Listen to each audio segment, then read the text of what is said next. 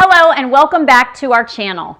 This is part 2 of the famous Dr. Joe breath video. Now, if you haven't watched my first breath video, I suggest you go right now and watch that. I have the link below. In that one, I explain the very step-by-step process of doing it, and I break it down to make it easier. In this video, I'm going to answer a lot of the frequently asked questions I got from that first video. Now, first I'm going to just kind of go over it just a little bit more in depth, I guess, from the first video, just to kind of review. Now, in that video, I kind of talked about some different methods that you could use, about just doing the squeezing separately and then the breath separately. And I've had a lot of people kind of get a little confused on, well, do I do it separate? Do I do it together? And it's really kind of just do it at your own pace. You just kind of play around with it a little bit and see what's comfortable for you. Whenever you squeeze, what I've noticed, and I've had a lot of people ask me this question, is how do I squeeze? Where do I squeeze? Am I squeezing too hard? Whatever. You don't want to squeeze too hard. You really want to, the whole reason of doing this is you're squeezing that energy from the lower energy centers up to your brain. You've got so much survival down in these low centers, you want to squeeze it up. And so really more of your squeezing is going to be down low in those 3 energy centers. You're not squeezing your head so much, okay? That's where a lot of people get all freaked out. Some people are even like, don't tell people to do that. They're going to give themselves an aneurysm or something like that. Do what's comfortable for you, really. So when you're squeezing, you really just squeeze like you're pulling up, and squeeze those bottom centers and like make your posture up. If it helps, squeeze your arms and like push. You're not pushing your head. The whole thing I talked about with the blowing up of the balloon, you're not pushing with your head to blow up the balloon. You're pushing, you know how at first when you try to blow up a balloon, you kind of put that little bit of pressure in there? It's not that first push. It's just kind of the, just imagine the balloon blowing up in your head. Like I said, you're not doing the pushing up here, you're doing the pushing down here. So when you breathe, just breathe and push at the same time, and it's more about the intention. Remember the quote that Dr. Joe says is where you place your attention is where you place your energy. So meditation is all about using your imagination. So if you're imagining everything from these lower centers going up into your brain, that is all you need to do. And that kind of goes into a question that I've had from several people, is some people say that they have back issues or lung issues or different things like that, to where they can't fully do the breath or they can't fully squeeze. And I've told those people that it is more about the intention. Just get the intention of closing your eyes and imagine it going up. That's what's important, is the imagining part. Now, yes, it does help to do that squeezing and pulling up, but you can see I keep doing this. I'm squeezing my whole body, and that's really what it's about, is kind of just squeezing up. I'm not squeezing my head. A question I get asked a lot is it normal for me to get a headache? Well, I've heard both answers, yes and no. Some people say, yes, it's normal. Some people say, no, it's because you're pushing too hard. You shouldn't be getting a headache. I myself, when I first started doing it, was getting a headache. And some people say, well, you're just doing it wrong. But I've heard from a lot of people that they've gotten a headache at first. And I think, now, I'm no scientist. I couldn't tell you for sure this is the reason why. This is my guess from talking to other people and from knowledge that I've learned, is that I think that if you do get a headache, and my headache was right here, kind of right where your third eye is and a little bit up here, so I kind of knew that it was because of that, is think about your pineal gland is what you're trying to activate by the breath. You're pushing that fluid up and it's hitting that pineal gland. So when you have not worked out in a long time and you start working out, you really get sore muscles. So it's kind of the same thing. You may not have ever worked out your pineal gland before, and you're working it out and it's kind of getting sore, and it's getting a little bit of pressure, and it's releasing those crystals that I've talked about. I talked about that in my pineal gland video. There's crystals from drinking fluoride and other things. There's not crystals, there's naturally crystals on there, a calcification on your pineal gland.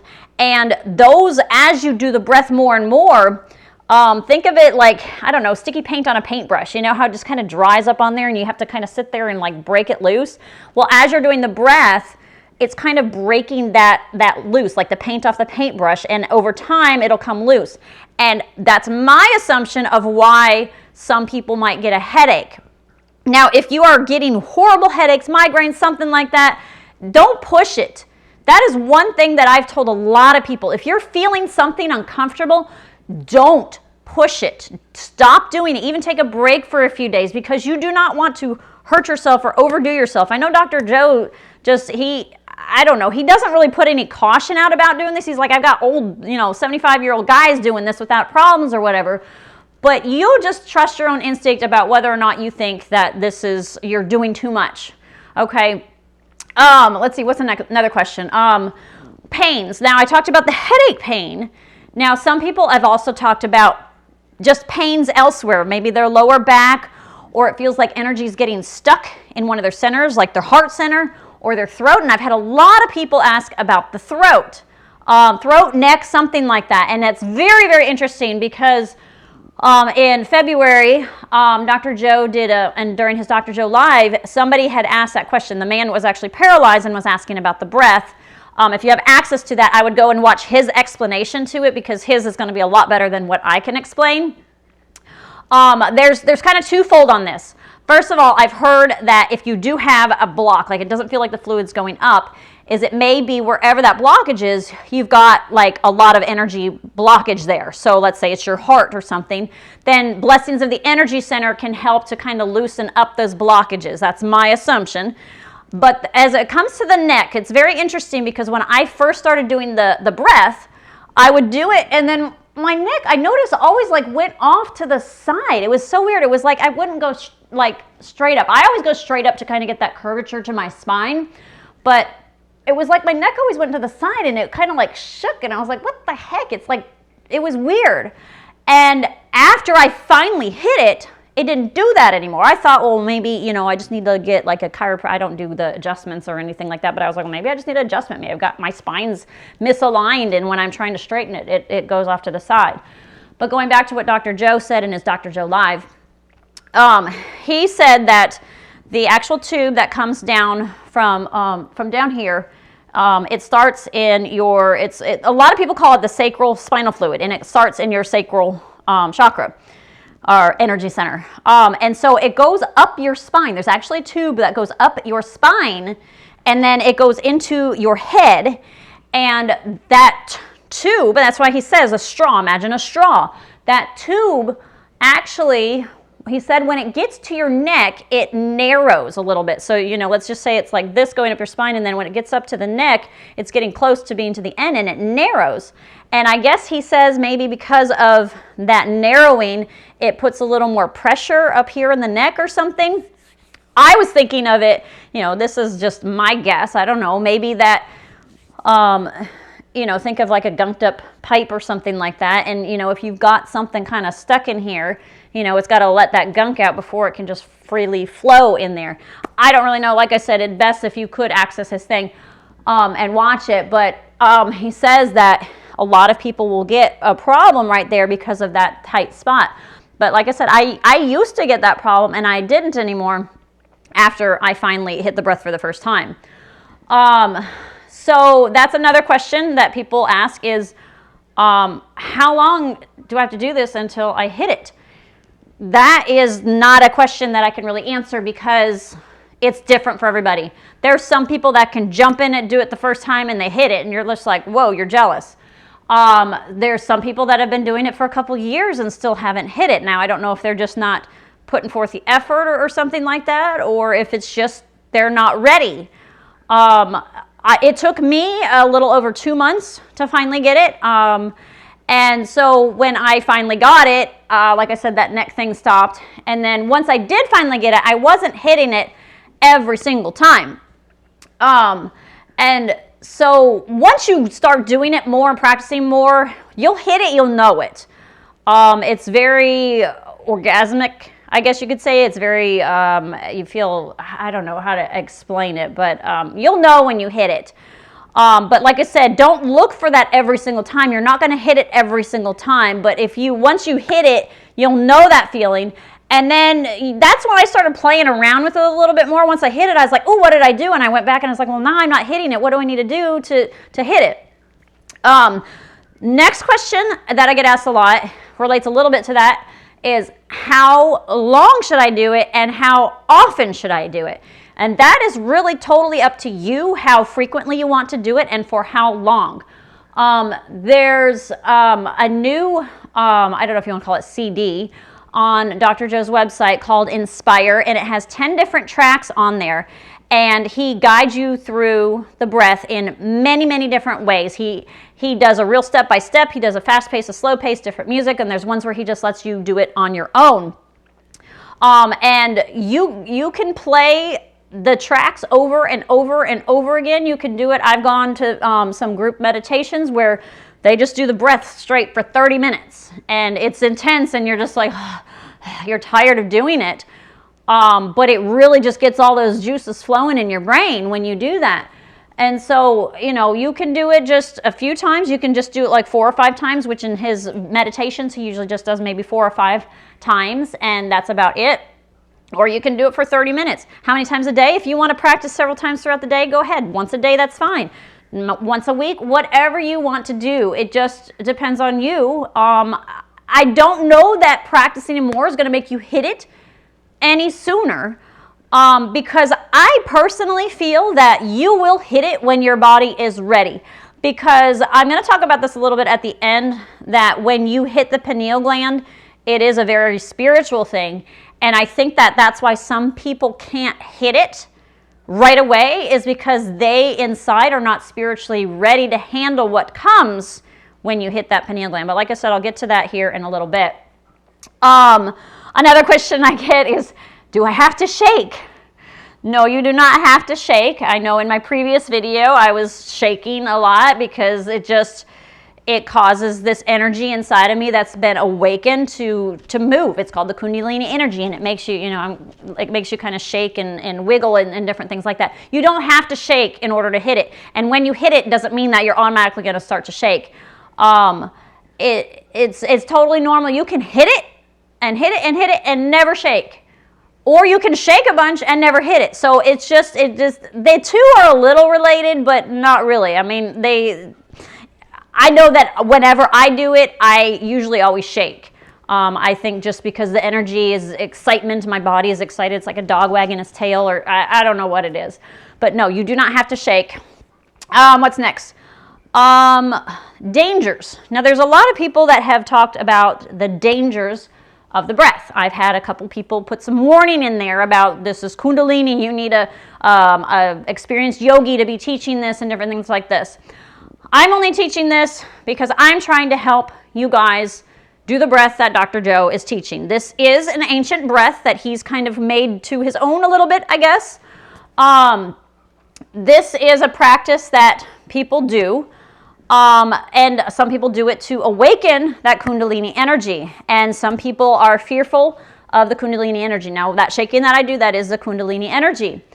The dangers of that, I would suggest, if you are scared of that, look up online. I've got 2 videos that I've got linked below that kind of talk about that. One just kind of talks, a lady kind of talks about that a little bit, about what could be dangerous with it.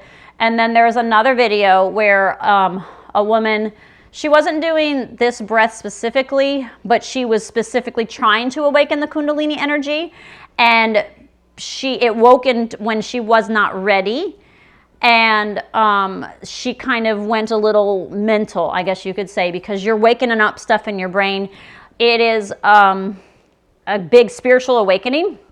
And that energy, when it flows up, is wonderful and it brings you up. But if it flows down, sometimes it can bring negative things. Don't stress and don't worry about that. I would say a majority of people don't have an issue with it. And I think it's because they're not forcefully trying to awaken this Kundalini energy. All you're trying to do is do a breath. And that's where I say whenever you're ready for it, it will come. And so that's why I say don't worry if you're not getting it yet. You can still have incredible meditations and manifest things without doing the breath. I healed myself during my first walking meditation at my first event, and I had never hit the pineal gland. I had not awakened this Kundalini energy that made me shake. I didn't shake, I didn't have these mystical experiences, but that walking meditation, I healed myself.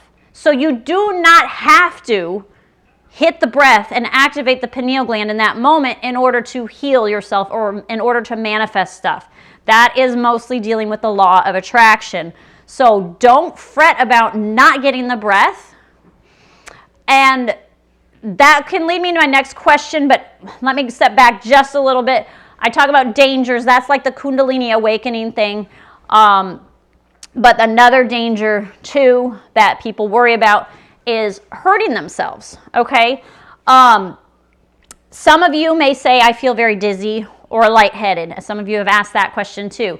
You feel dizzy or lightheaded doing it. Does that mean I'm close? And I'll say yes, because that's how I feel before I hit it, is as like, ooh, you feel like you're ready to pass out. Now, I have never passed out before. Now, if you feel uneasy or scared, it's okay, just pull yourself back, okay?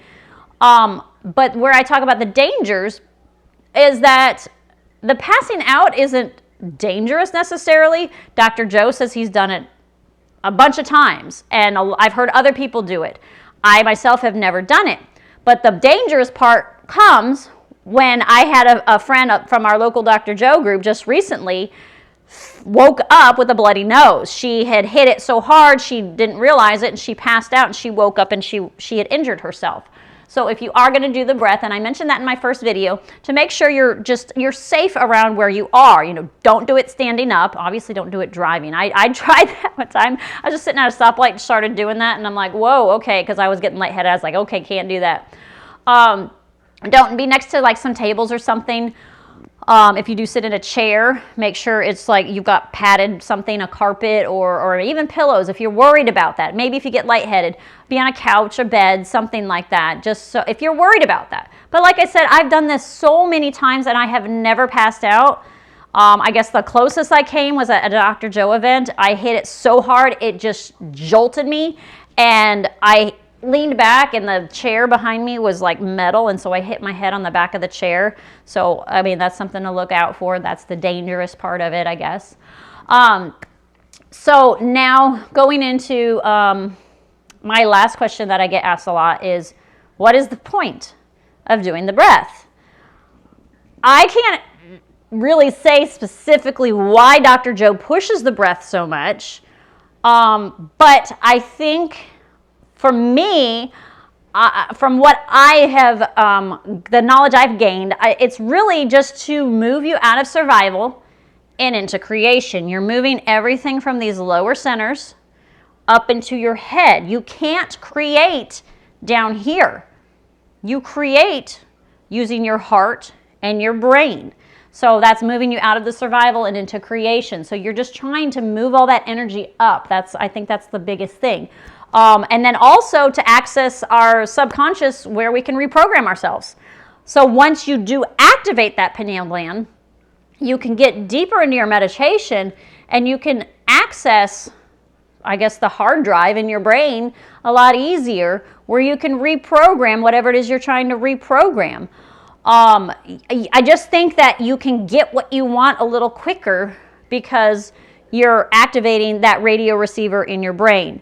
Some people too just say that you become more spiritual when you start activating your pineal gland, which I believe that. I think just doing this work in general makes you more spiritual, but this can bring you closer. I mean, I know Dr. Joe pushes it because he's always wanting people to have mystical experiences or something.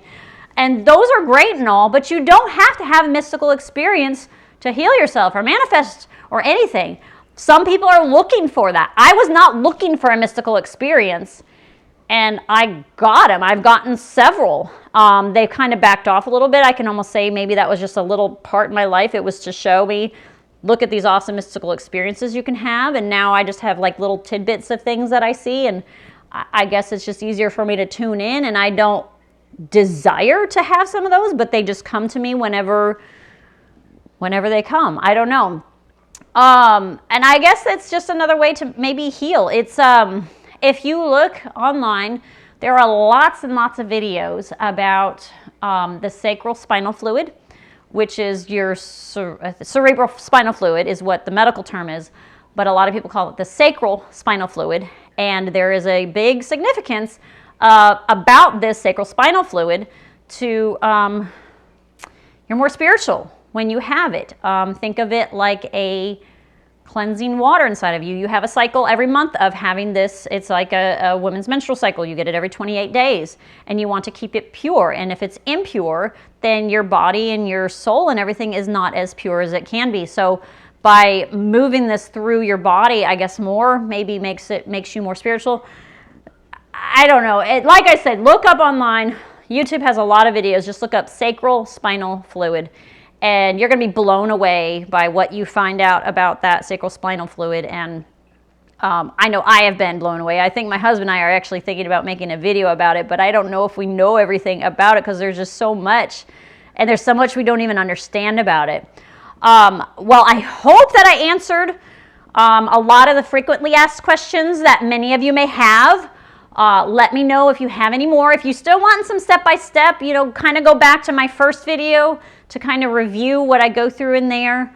But like I said, if you have any other questions about it that I hopefully can answer, like I said, I'm not an expert on this. I'm just using my own experiences and my own knowledge from talking to other people about what kind of advice and tips I can give to you. Dr. Joe, I'm sure, probably has better advice to give than I would, but I'm just trying to help because it's hard to get direct access to Dr. Joe to ask him a question. Even if you try to go on his website, sometimes they can't answer as thoroughly as you probably want a question answered. So hopefully this helped, and like I said, ask any questions you might have, and maybe some of you guys can help out and answer some of these questions because I get overwhelmed with how many questions I get asked on here.